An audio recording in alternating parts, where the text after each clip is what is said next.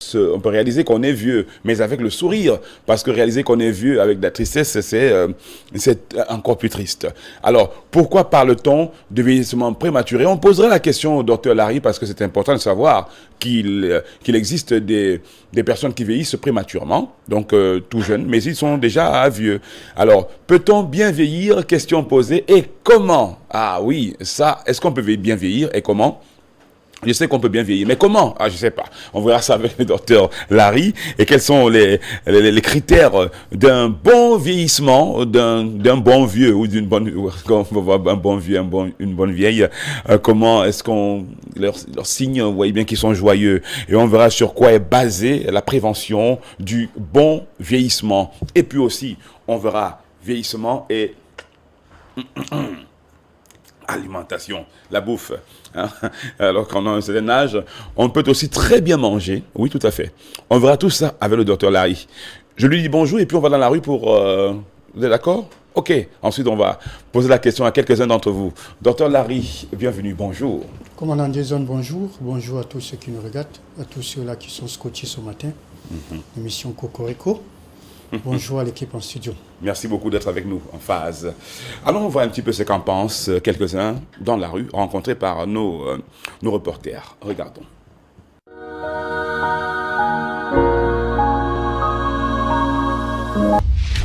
J'ai même envie de m'exclamer, la vieillesse n'est pas une maladie.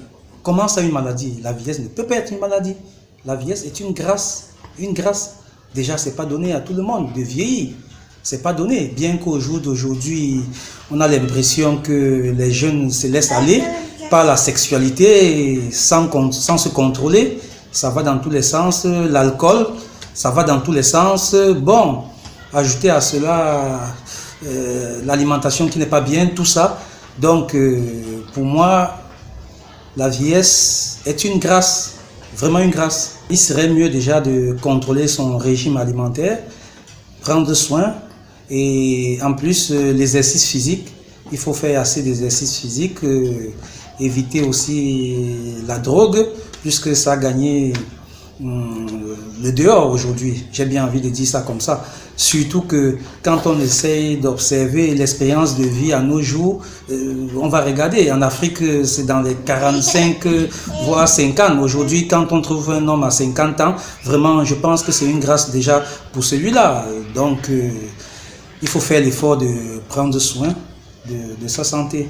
Aujourd'hui, quand on rencontre un monsieur qui a vraiment pris soin de lui, de sa santé, son hygiène de vie, on le voit vieux, on dit qu'il est sorcier.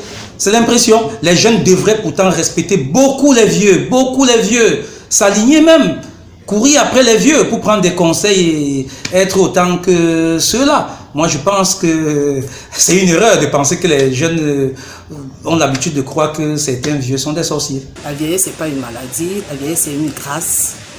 La grâce. Donc, les personnes âgées, en fait, on doit les respecter.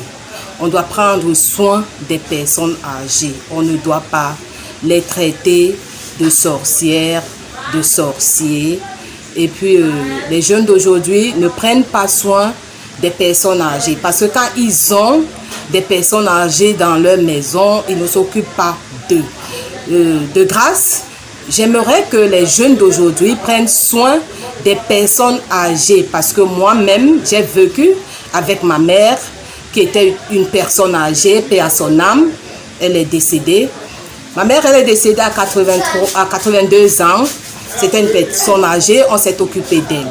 Bon, les jeunes d'aujourd'hui, quand ils ont des personnes âgées dans leur maison, ils disent que la mère, elle est sorcière, le père, il est sorcier. Moi, je ne suis pas d'accord par rapport à ça. Et ces jeunes ont pris pour... Ce qui fait même en sorte que les jeunes prennent des parents, leurs parents pour sorciers ou sorcières, c'est parce qu'ils mettent les mains un peu de partout. Ils boivent, ils fument, ils font des pratiques, ce qui fait qu'eux-mêmes aussi, ils meurent rapidement. Et pourtant, quand on prend l'exemple sur nos parents, nos personnes âgées, ils vivent pour longtemps parce qu'ils n'ont pas fait de mauvaises choses dans leur vie. Parce qu'ils ont suivi ce qu'on appelle la chrétiennité. Ils ont veillé pour leur quotidien à eux. Ils ont pris soin d'eux. Ils mangeaient bien, ils s'occupaient bien de leur corps, il n'y avait pas de soucis. De grâce que les jeunes prennent soin des personnes âgées. Parce que moi, quand je marche en route et puis je constate que quelqu'un est en train de manquer du respect à une personne âgée, moi, ça me fait très mal. Parce que ma mère elle a souffert d'une maladie pendant 10 années, mais elle était on avait pris soin d'elle correctement et bien, et paix à son âme aujourd'hui. Elle se repose en paix. C'est ce que les jeunes doivent faire par rapport à leurs parents.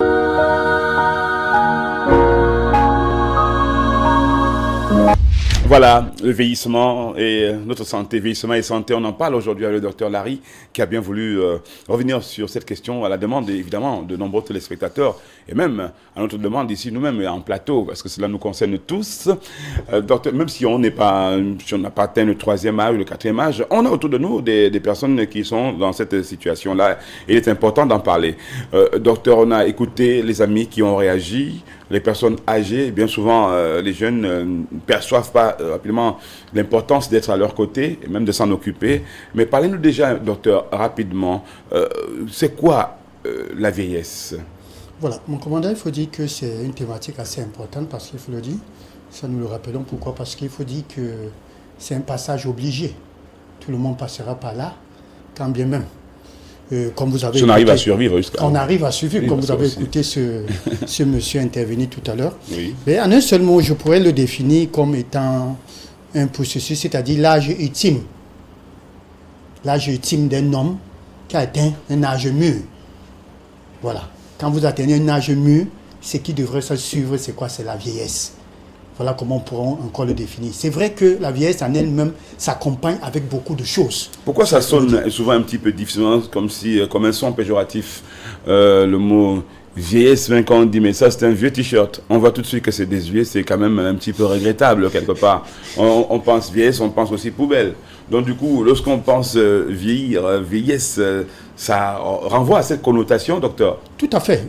Et biologiquement, ça je l'expliquais déjà hier, comment comprendre le vieillissement. Je l'ai dit hier, il s'agit de l'accumulation, mon commandant, d'un vaste, ça c'est ce que les scientifiques définissent, d'un vaste champ de dérapage, c'est-à-dire en ce qui concerne les cellules, les molécules et tout. Alors, qu'est-ce qui s'ensuit? C'est une dégradation, mon commandant, de la capacité mentale et physique. Et ce qui s'ensuit après, c'est quoi? C'est le décès, mon commandant. Voilà. Alors, vous vous rendez compte que quand l'être humain pense à ça, il dit, mais tiens, qu'est-ce que j'ai déjà fait? Comment est-ce que je commence à avoir les cheveux blancs? Est-ce que ce n'est pas la vieillesse? Il a peur, mon commandant. Il y a ce qu'on appelle la phobie de la vieillesse. Il y a des gens qui ont peur. Et certains qui ont peur commencent à faire des choses. Certains qui ont peur même d'ailleurs de vieillir vont jusqu'à, excusez-moi, rectifier, si je peux me dire ça, rectifier l'âge sur l'acte de naissance. Oui, mais oui. Ça ne change en rien, mon commandant. On coupe 20 ans. Voilà, ça finira toujours par vous rattraper parce que quand vous modifiez votre âge, ça ne modifie pas l'âge de vos organes. L'organe, quand ça commence à prendre le coup, c'est fini, c'est parti. C'est enclenché. Donc, modifier même de 10 ans, de 20 ans, ça ne modifiera aucunement en rien. Donc, il faut dire que c'est un passage, c'est un processus. Alors, et tout le monde devait s'y attendre. Maintenant, la question qu'on devrait se poser, comment donc bien vieillir, mon commandant? Comment encadrer cela? Voilà. Alors, vieillissement et santé. Docteur, on sait maintenant ce que c'est le vieillissement. Et les signes avant-coureurs, on a parlé des cheveux, de la barbe qui blanchit. Oui, la perte des cheveux, l'état de nos peaux. Tout en rappelant que pour quelqu'un comme vous, qui avez la barbe en style poivre-sel, vous avez commencé à avoir vos premiers grains blancs encore dans la vingtaine peut-être. Oui, 27. Ouais. Moi, c'était dans la vingtaine, hein. Voilà. Les graines, quand ça commence à blanchir. Mais ça, c'est vrai que c'est un signe qui... Naturellement, c'est un signe. De Naturellement, c'est un signe, ça il faut le dire. Mais aussi, aussi, ça pourrait être aussi un problème de santé, ça il faut le dire. Oui, oui. Vous avez ça, vous n'êtes pas si vieux que vous n'êtes pas vieux, vous n'êtes pas non plus trop je ne suis non plus jeune, je suis pas 30 ans. Voilà. Vous n'étiez pas, c'était pas l'heure de porter une barbe blanche. Non, c'était pas encore l'heure, ça il faut le dire. Moi non plus, en tout cas, manifestement. Je l'ai eu tôt, ça il faut le dire ainsi. Alors, ceux-là, est-ce qu'ils ne sont pas d'une certaine manière en train de vieillir de manière précoce? Non, il faut dire déjà que le vieillissement précoce, c'est une pathologie. Rien à voir avec... Rien à y voir avec un vieillissement prématuré. D'accord. Ça, il faut le dire, parce que précocement existe, mais c'est des maladies assez rares. Mais prématurément, il faut dire que c'est maintenant, cela dépend de notre mode de vie, mon commandant. Il y a aussi un autre facteur qui ne dépend pas de nous. C'est génétique, mon commandant. Que vous le vouliez ou pas, c'est comme ça. Maintenant, vient s'ajouter notre mode de vie. Ça, il faut le dire. Et je le disais encore hier, nous avons des personnes de 75 ans, 80 ans, mon commandant, qui ont des capacités, c'est-à-dire capacités mentales et physiques similaires aux jeunes de 30 ans. Mais maintenant, ce qu'il faut comprendre, c'est que chez certains jeunes, la chose aujourd'hui décline plus tôt. Et pour des raisons dont nous avons, ces personnes ont fait part tout à l'heure dans la rue. Voilà, c'est la drogue, c'est l'alcool, c'est la sexualité. D'autres, il est allé jusqu'à parler de la sexualité. C'est vrai que j'aimerais bien le comprendre. Nous parlons de cela parce qu'il y a eu beaucoup de questions de la part des téléspectateurs, vieillissement et sexualité. C'est pas si tabou que ça, parce qu'on va en parler, qu'est-ce que c'est exactement, comment ça se passe pour les personnes du troisième âge. Docteur, excusez-moi, mais je voulais revenir un petit peu. Sur quoi est fondé, parce que je voulais qu'on s'intéresse au bon vieillissement, bien vieillir. Sur quoi est fondé un bon vieillissement? Voilà, il faut dire que le bon vieillissement, mon commandant, est fondé en principe sur plusieurs bases. Alors, le bien vieillir, je le disais, en principe, c'est la préservation de ce qu'on appellera encore notre capacité mentale et physique. C'est ce qu'il faut comprendre, le bon vieillir. Et quand on dit vieillissement réussi, il s'agit encore de vieillir en bonne santé. C'est toujours la même chose. Vieillissement réussi, c'est vieillissement en bonne santé. C'est bien vieillir. Justement. Voilà. Oui, bien vieillir. Oui. Docteur, permettez-moi de rentrer encore dans cette question. Comment bien vieillir? Voilà. Comment bien vieillir, mon commandant? Il y a plusieurs facteurs qui nous accompagnent au bon vieillissement. D'accord. Je voudrais commencer déjà par notre alimentation. On demande de manger sain et équilibré, mon commandant. Manger sain et équilibré. Nous avons la pyramide alimentaire qui nous permet de mieux comprendre la chose. En dessous, vous avez l'eau. Non, je voudrais commencer par le sport parce que le sport fait partie intégrante de la pyramide alimentaire. Nous avons le sport en dessous. Après, il y a l'eau. L'eau qui est un aliment, mon commandant. Il faut beaucoup boire de l'eau. Après, nous avons ce qu'on appelle les céréales. Le riz, le maïs, le blé, ainsi de suite. Après, nous avons ce qu'on appelle les fruits et légumes. Après les fruits et légumes, nous avons ce qu'on appelle les protéines, et nous avons deux règnes, animal, végétal. Après, nous avons ce qu'on appelle les hydrates de carbone. Mais il se trouve que mon commandant, c'est un inverse sur la pyramide. C'est-à-dire, il marche avec la tête au lieu de marcher avec les pieds. Et quand je dis inverse, c'est-à-dire, l'alimentation de base chez eux, c'est quoi? C'est les pâtisseries, mon commandant. C'est boire de l'huile. C'est le sucre. Voilà donc le véritable problème. Donc, bien vieillir, ça passe par là. Bien vieillir également, mon commandant, c'est faire face à certaines difficultés de la vie. Le stress, mon commandant. Il faut lutter contre le stress. C'est de bien dormir, mon commandant. Au plus tard, à 22 heures, vous devez être au lit pour pouvoir respecter ce qu'on appelle les 5 étapes du sommeil dont nous avons justement parlé la dernière fois. Il s'agit de somnolence, sommeil léger, sommeil profond, sommeil paradoxal. Tout le monde devrait passer par là. Mais il se trouve aujourd'hui que certains même ne connaissent pas ce qu'on appelle le sommeil profond. Généralement qui est situé à partir d'1 heure et 2 heures. À cette heure-là, ils sont en train de manger dans la rue. Ils sont en train de danser dans les boîtes de nuit, mon commandant. On a cette image de cette vieille qui sourit, cette mamie, et qui a le grand sourire et qui semble heureuse dans son vieillissement. Tout à fait. Merci de nous sortir ça en gros plan.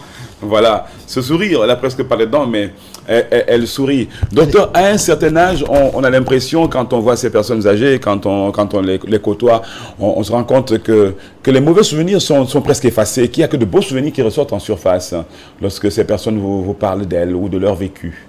Mon commandant, il faut dire que c'est pour ces personnes qui acceptent, parce qu'il faut déjà l'accepter. Que ce n'est pas tous les vieux qui sont comme ça, oui. Non, ce n'est pas tous les vieux. Tous les vieux sont aigris, mon commandant.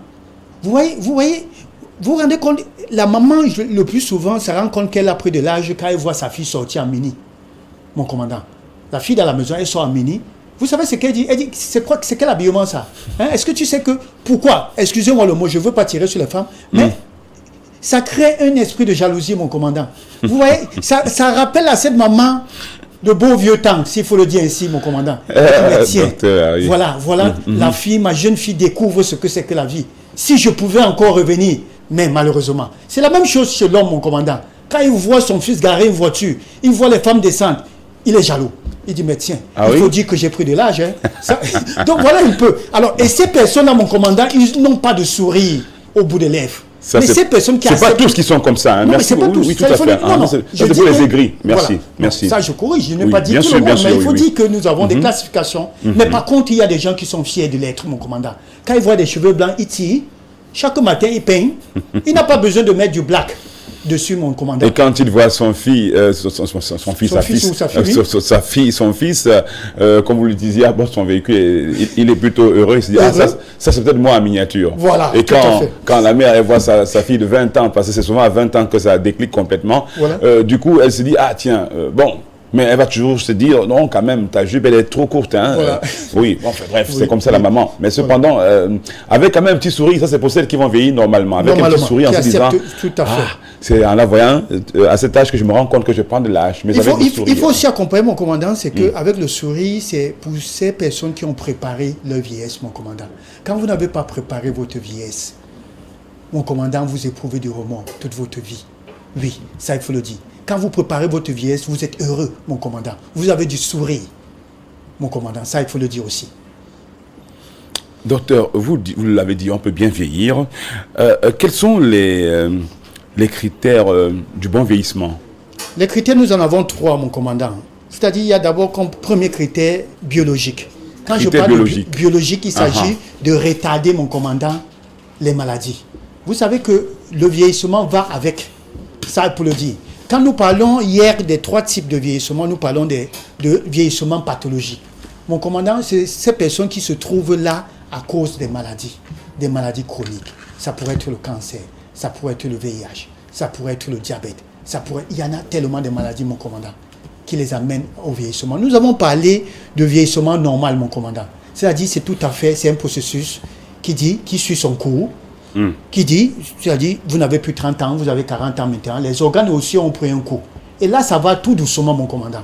Et nous avons parlé du vieillissement réussi. Voilà. Maintenant, quand on parle des critères d'un bon vieillissement, l'étape biologique, mon commandant, il s'agit de retarder. De dire que non, quand bien même je suis vieux, il y a des maladies qui vont avec.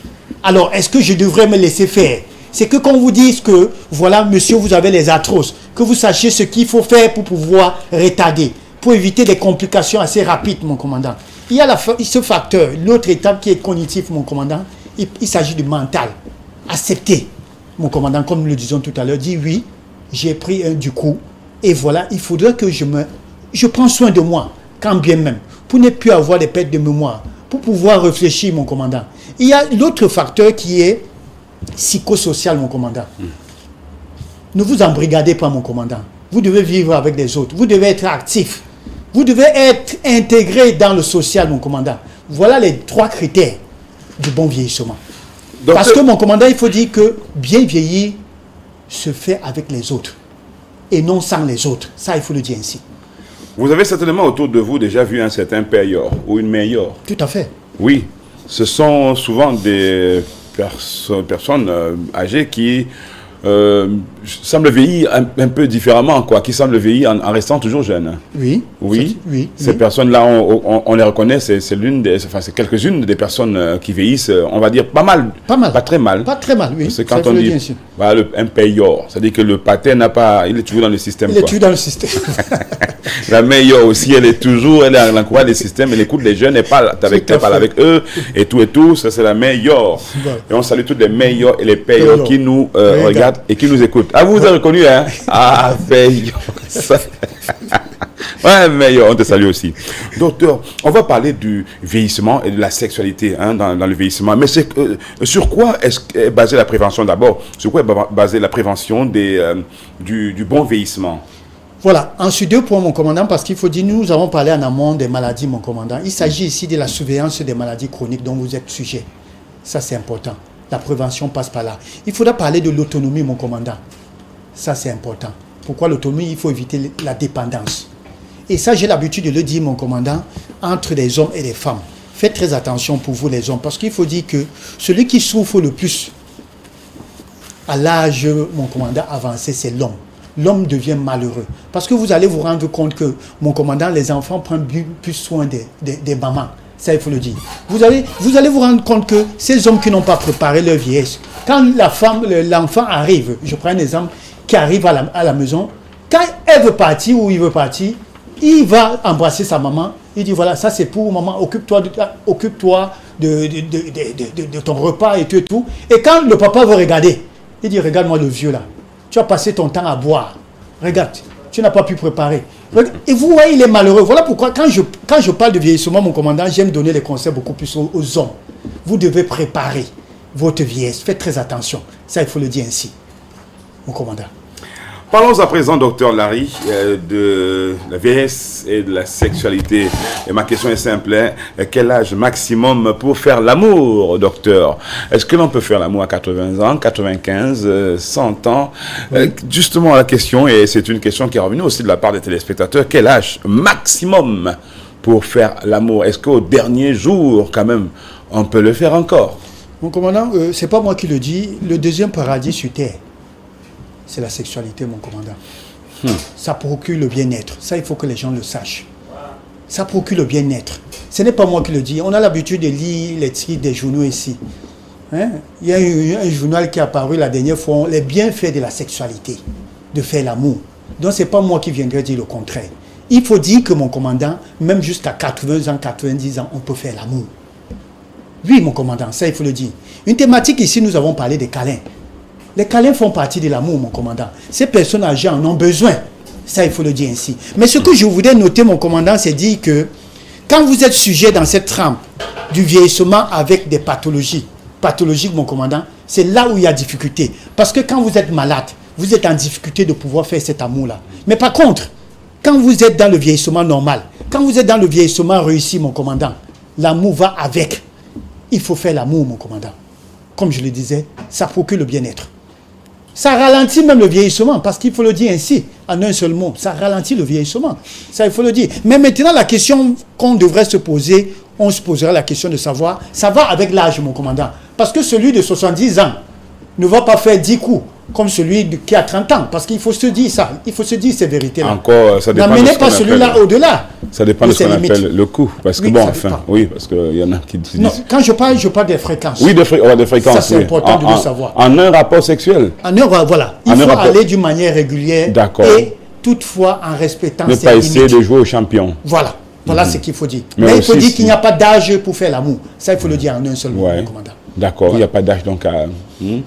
On n'a pas ouvert le champ pour y aller. Mais enfin, il n'y a pas d'âge. Il n'y a pas d'âge. Même au dernier jour, vous pourrez le faire sans aucun problème. D'ailleurs, le docteur le disait, ça équilibre l'esprit, ça nous rend joyeux, ça procure de très très très belles auspices. Ça fait vieillir dans son corps, ça fait vieillir dans sa tête, et ça fait vieillir avec les autres. Même si vous êtes mathématicien, vous allez voir qu'en faisant les calculs, tout est OK. Il n'y a pas d'erreur là-dedans. Quand c'est bien... Je dirais ça. Ça, c'était pour moi. Docteur, j'en termine avec ça pour évoquer un petit peu l'alimentation, vieillesse, alimentation. Quels aliments doivent consommer, enfin, les personnes âgées doivent consommer quels aliments pour bien vieillir? C'est vrai que quand nous parlons de vieillissement, on ne parle pas forcément de personnes âgées, nous parlons de tout le monde. Et en ce qui concerne l'alimentation et la vieillesse, ça devrait commencer le plus tôt, mon commandant. Parce que nous avons trois âges clés. Il s'agit de 35 ans, de 60 ans et de 75 ans. Quand je parle de ces trois âges clés, pourquoi? Parce que quand vous atteignez l'âge de 35 ans, le pic va tout droit. Après, ça cherche la stabilité. Après, quand vous entrez à 60 ans, ça redescend encore. Après, ça cherche la stabilité. Et quand vous atteignez 75-80 ans, ça descend encore pour chercher encore la stabilité. Et vous devez être conscient. Vous devez à chaque moment, à ces trois âges clés, écouter votre corps, mon commandant. Savoir qu'à 35 ans déjà, voilà ce que je devrais. Voilà comment je devrais me comporter déjà. Comme j'en ai en parlé pour la femme, en ce qui concerne la ménopause, commencer à préparer. Ça, c'est important. Maintenant, à 60 ans, comprendre que non, mais tiens, Voilà ce que je devrais. Voilà ces 3 âges qui permettent, mon commandant, de comprendre la chose. Et ça ne passe pas l'alimentation, mon commandant. Oui, c'est de bien manger. Nous avons des aliments aujourd'hui qui permettent, mon commandant, de retarder le vieillissement. Ça a été prouvé scientifiquement.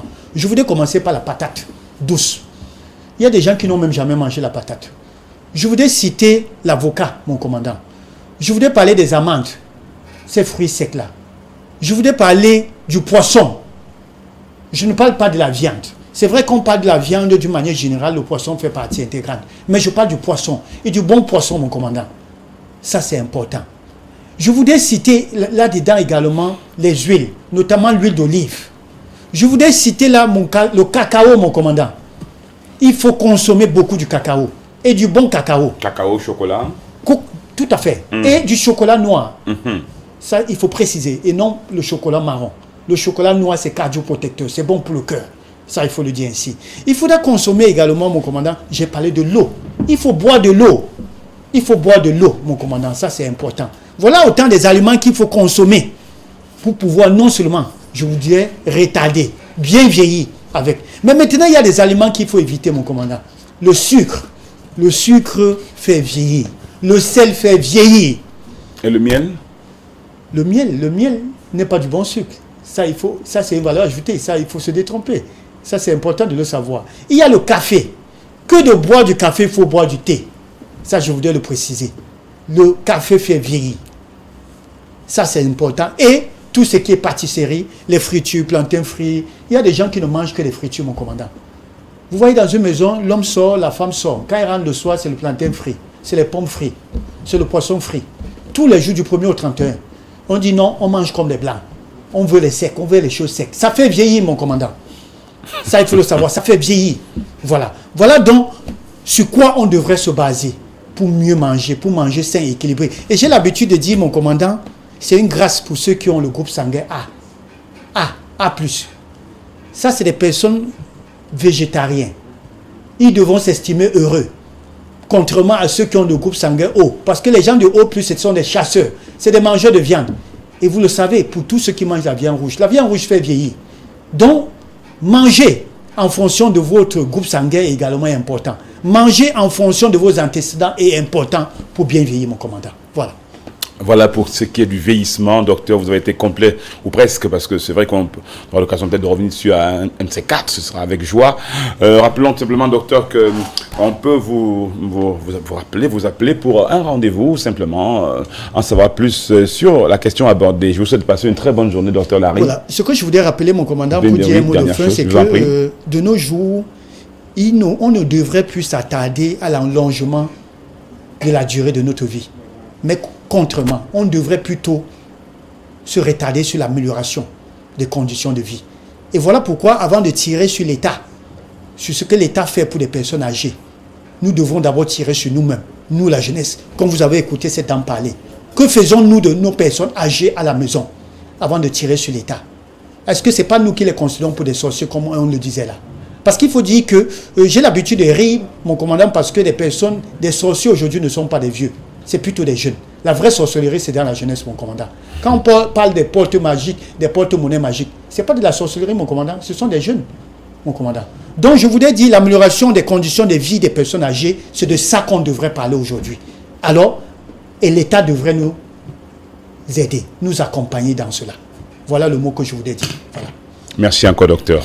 Contact pour le docteur Larry si vous souhaitez donc l'avoir au téléphone, obtenir un rendez-vous. Ou toute autre chose, 699, parce qu'il y a 2 contacts, 699 64 57 59 ou bien 6 75 92 47 91. Voilà pour le docteur Larry. Dans quelques petites minutes, ça va être les sports avec M. John Peter Nka qui s'apprête à venir nous voir ici, qu'il en soit déjà d'avance